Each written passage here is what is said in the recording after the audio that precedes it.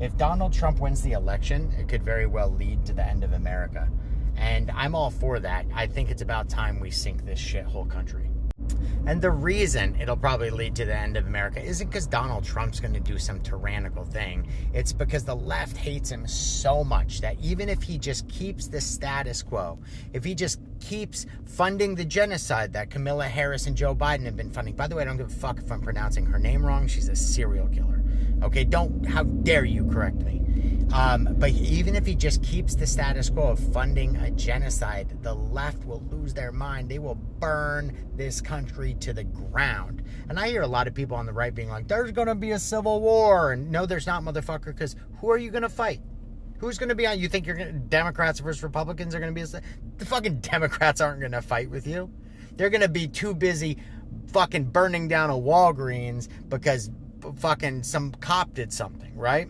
So, this is the ideal situation.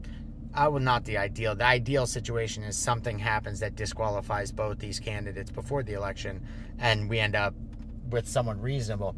The second best thing that can happen is Donald Trump runs, the left loses their mind, they 2020 this mofo, he calls the National Guard, this leads to the collapse of America, and now we will not have so much power to be tyrannical overseas because we will be dealing with infighting, and Israel will actually have to defend itself.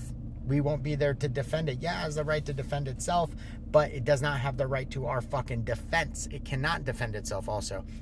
It's a poor little country with a negative GDP that gets more foreign aid than any country on earth. This turned into a rant, but debt to America. God bless.